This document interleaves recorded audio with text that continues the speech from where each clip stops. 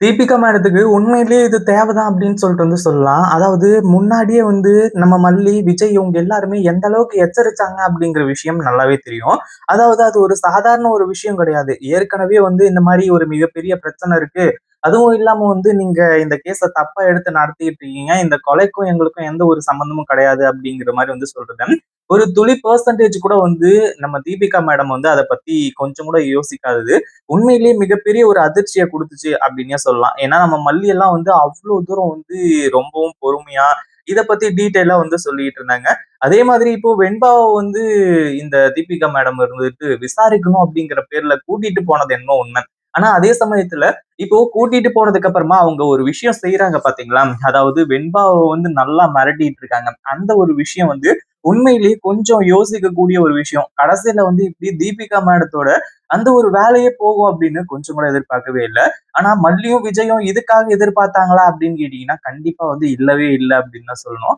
அதாவது விஜயும், மல்லியும் என்ன நெனச்சாங்க அப்படின்னு பார்த்தீங்கன்னா, தீபிகா மேடம் தங்கள புரிஞ்சுக்கணும். இந்த கொலைக்கும் தங்களுக்கும் எந்த ஒரு சம்மந்தமும் கிடையாது அப்படிங்கிற மாரி சொல்லி, அந்த ஒரு விஷயத்த புரிஞ்சுக்கிட்டாலே போதும் அப்படிங்கிற மாரி சொல்லி, அந்த ஒரு விஷயத்த பத்தி தான் நெனச்சுக்கிட்டு இருந்தாங்க. ஆனா கடைசியில அவங்களோட வேலைய இப்போ கொஞ்ச நாளைக்கு இந்த அதாவது போலீஸ் வேலை இருக்காது. அதுவும் இல்லாம இப்படி சஸ்பெண்ட் பண்ணுவாங்க அப்படின்னு தீபிகா மேடம் கொஞ்சம் கூட எதிர்பார்க்கவே இல்ல. அதாவது ஏற்கனவே நம்ம விஜயும், மல்லியும் அசிஸ்டன்ட் கமிஷனர் கிட்டயே போயிட்டு இந்த மாரி கம்ப்ளைண்ட் பண்ணிட்டு வந்தாங்க. அவங்களும் வார்ன் பண்ணாங்க. இந்த மாரி இந்த கேஸ்ல உண்மையான குற்றவாளிய கண்டுபிடிங்க அப்படிங்கிற மாரி சொல்லி. அது மல்லியாவே இருந்தாலுமே கூட பரவால்ல. ஆனா இதுக்கு பின்னாடி இன்னும் என்ன நடந்துச்சு? எப்படி நடந்துச்சு? இது எல்லாத்தையுமே விசாரிச்சிருந்தா பிரச்சனை கிடையாது. ஆனா வெண்பாவ கூட்டிட்டு போயிட்டு நெறைய கேள்விகள் கேட்கறது மட்டும் இல்லாம, பதில சொல்லு, உண்மைய சொல்லு அப்படிங்கிற மாரி சொல்றாங்க. நம்ம வெண்பா உண்மையா தான் சொல்றாங்க. இந்த மாரிலாம் நடந்துச்சு. என்ன இப்படிதான் கடத்திட்டு போனாங்க. எனக்கு அங்க என்ன நடந்துச்சுன்னே தெரியல. ஏன்னா எனக்கு மயக்க மருந்து குடுத்து தான் அதாவது என் முகத்துல ஒரு கர்ச்சீப் வச்சு மூடி, என்ன மயக்க மடைய வச்சு தான் கூட்டிட்டு போனாங்க. அப்படி இப்படிங்கிற மாரி சொல்லி நெறைய விஷயத்த சொன்னாங்க. பட் எந்த ஒரு விஷயத்தையுமே தீபிகா மேடம் புரிஞ்சுக்கவே இல்ல. அதுவும் இல்லாம இதுல மிகப்பெரிய ஒரு ஹைலைட்டான ஒரு விஷயம் என்ன அப்படின்னா, நம்ம மல்லி பண்ண காரியம் தான். மல்லி இப்படி ஒரு ஃபோன குடுத்து அனுப்பிச்சுட்டு, இந்த மாரி நான் ஒரு ஃபோன் பண்ணுவேன். அந்த ஒரு டைம்ல நீ அட்டெண்ட் பண்ணு அப்படிங்கிற மாரி சொல்லி வச்சதுதான். கடைசியில இப்போ வெண்பாவ போலீஸ் ஸ்டேஷன் கூட்டிட்டு போகாம, ஒரு பழைய குடோனுக்கு கூட்டிட்டு போயிட்டு, அங்க வச்சு இப்போ நம்ம மல்லிய அதாவது வெண்பாவ இப்படி டார்ச்சர் பண்ணுவாங்க அப்படின்னு எதிர்பார்க்கவே இல்ல. ஒரு பக்கம் நம்ம மல்லி ஃபோன் பண்ண மாதிரி வெண்பாவும் அந்த கால அட்டெண்ட் பண்ணி விட்டுட்டு, இங்க தீபிகா மேடம் என்ன பேசுறாங்க? நம்ம வெண்பா அதுக்கு என்ன பதில் சொல்றாங்க? அப்படின்றது எல்லாமே நம்ம மல்லியோட ஃபோன்ல இப்போ ரெக்கார்ட் ஆயிட்டு இருக்கு. அதாவது கால் ரெக்கார்ட் போயிட்டு இருக்கு. அதனால நம்ம வெண்பாவுக்கு எந்த ஆபத்து வந்தாலுமே அதுக்கு காரணம் தீபிகா மேடம் தான். அதுல எந்த ஒரு சந்தேகமும் கிடையாது. பட் இருந்தாலும் மல்லியாலயும், விஜயாலயும் இத ஏத்துக்கவே முடியல.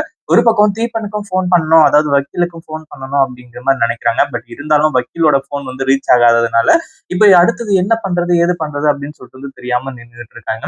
இன்னொரு பக்கம் இப்போ நம்ம வெண்பாவ எங்க கூட்டிட்டு போய் வச்சிருக்காங்க? என்ன ஏது அப்படிங்கிறது ஒண்ணுமே புரியாம இருந்துட்டு இருந்துச்சு. அதாவது வெண்பாவ ரொம்ப டார்ச்சர் பண்ணிட்டு இருக்காங்க. விஜய் எப்படி அடிச்சு, துன்புறுத்தி இந்த மாரி உண்மைய ஒத்துக்கோ, மல்லி தான் கொலைய பண்ணா அப்படிங்கிற மாரி ஒத்துக்கோ அப்படிங்கிற மாரி சொல்லி, எந்த அளவுக்கு டார்ச்சர் பண்ணாங்களோ, அத விட இப்போ பண்றதுக்கு ஆரம்பிச்சுட்டாங்க. அதாவது நம்ம வெண்பா கிட்ட கேட்கறாங்க. அதாவது ஒரு ஒரு போலீஸ முன்னாடி உட்கார வச்சுட்டு, இந்த மாரி நான் கேட்கிற கேள்விக்கு மட்டும் நீ உண்மைய சொல்லல அப்படின்னா உன்ன அடிப்பேன் அப்படிங்கிற மாரி சொல்லி ஆனா அதே சமயத்துல அவங்க என்ன உண்மைய எதிர்பார்க்கிறாங்க அப்படின்னா, மல்லி அம்மா தான் இந்த கொலைய பண்ணாங்க. அதாவது சுதர கொலை பண்ணது மல்லி அம்மா தான் என் கண்ணால பார்த்தேன் அப்படிங்கிற மாரி சொல்லி, வெண்பா அவங்களோட வாயால சொன்னா கண்டிப்பா அப்படியே அவங்களோட மனசு குளு குளுன்னு ஆயிடும். அதுல சந்தேகம் கிடையாது. ஏன்னா அந்த ஒரு விஷயம், அந்த ஒரு இது பண்றதுக்காக தான் கொஞ்சம் யோசிச்சுட்டு உட்கார்ந்துகிட்டு இருக்காங்க. ஆனா அதே சமயத்துல இப்ப என்ன பண்றது? ஏது பண்றது? அப்படின்னு சொல்லிட்டு தெரியாம திரு திரு திருன்னு முழிச்சுட்டு, இன்னும் சில விஷயங்கள்லாம் அதுல போக ஆரம்பிச்சிருது அப்படின்னே சொல்லலாம்.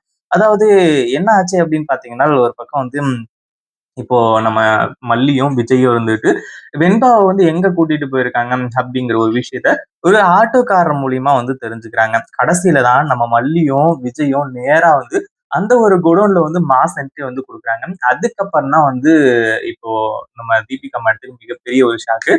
ஏன்னா வெண்பாவ போலீஸ் ஸ்டேஷன் கூட்டிட்டு போயிருந்தா தான் அங்க பிரச்சனை பண்ணியிருப்பாங்க. ஆனா வெண்பாவ கூட்டிட்டு இங்க அவ்ளோ விசாரிச்சுமே கூட வெண்பா வாயால இதுதான் நடந்துச்சு. உண்மைய மட்டும் தான் வெண்பாவும் சொன்னாங்க. ஆனா அதையும் தீபிகா மேடம் ஏத்துக்கவே இல்ல. அதே மாதிரி இதுக்கு மேல உங்கள நான் சும்மா விட முடியாது. ஏற்கனவே அசிஸ்டன்ட் கமிஷனர்லாம் சொல்லிட்டாங்க. இந்த மாரி வெண்பாவுக்கு மட்டும் எதனா ஒண்ணு ஆச்சு அப்டின்னா, கண்டிப்பா நான் வந்து சும்மா இருக்க மாட்டேன் அப்படிங்கிற மாரி வந்து சொல்லி, ஆனா கடைசியில வந்து நம்ம விஜயும், மல்லியும் வந்துட்டு வெண்பாவ வந்து காப்பாத்துறாங்க. அதே மாதிரி நீ இவ்ளோ நேரமா அதாவது வெண்பாவ அங்கிருந்து கூட்டிட்டு வந்ததுல இருந்து, என்ன பேசிட்டு இருந்தீங்க? ஏது பேசிட்டு இருந்தீங்க? அப்படின்றது எல்லாமே இதுல ரெக்கார்ட் ஆயிடுச்சு. இனிமே உங்களால தப்பிக்கவே முடியாது. அப்படிங்கிற மாரி வந்து சொல்லிர்றாங்க. அதாவது இதுக்கப்புறம் தீபிகா மேடம் வந்துட்டு இந்த கேஸ வந்து நல்லபடியா இன்வெஸ்டிகேஷன் பண்ணணும். அதே சமயத்துல இப்போ அந்த அசிஸ்டன்ட் கமிஷனர் வந்துட்டு தீபிகா மேடத்த வந்து கைது பண்ண சொல்றாங்க. ஏன்னா இது சாதாரண ஒரு விஷயம் கிடையாது. ஒரு நார்மலா 18 வயசுக்கு மேல இருக்கவங்கள வந்து விசாரணை அப்படிங்கிற மாரி வந்து கூட்டிட்டு வந்து, அவங்கள வந்து விசாரிக்காம வேற இடத்துக்கு கொண்டு போய் வச்சிருந்தாங்க அப்படின்னா, அதுவே மிகப்பெரிய சிக்கலு.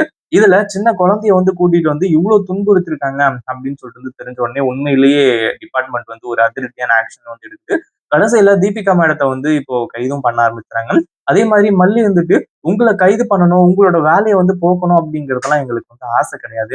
எங்களுக்கு இருக்கிற ஒரே ஒரு விஷயம் வந்து, நீங்க இந்த கேஸ உண்மையிலேயே வந்து என்ன நடந்துச்சு, ஏது நடந்துச்சு அப்படிங்கிற மாரி வந்து சொல்லி, எல்லாத்தையுமே அலசி ஆராயணும் அப்படிங்கிறது தான். அது மட்டும் தான் வந்து எனக்கு ஒரே ஒரு இது. ஆனா நீ தான் அது வந்து எதையும் வந்து புரிஞ்சுக்காம பண்ணிட்டு இருக்கீங்க. அதே மாரி என் வெண்பாவ துன்புறுத்துறது ரொம்ப பெரிய தப்பு அப்படிங்கிற மாரி வந்து சொல்றாங்க. தீபிகா மேடம்க்கு இப்ப வேலையும் போச்சு. அடுத்து என்ன பண்றதுன்னு தெரியல. இத பத்தி நீங்க என்ன நினைக்கிறீங்க? இந்த வீடியோ பிடிச்சிருந்தா லைக் பண்ணுங்க, ஷேர் பண்ணுங்க. இப்பதான் நம்ம சேனலுக்கு ஃபர்ஸ்ட் டைம் வரீங்க அப்படின்னா, கீழ இருக்க சப்ஸ்கிரைப் பட்டன பிரஸ் பண்ணிக்கோங்க.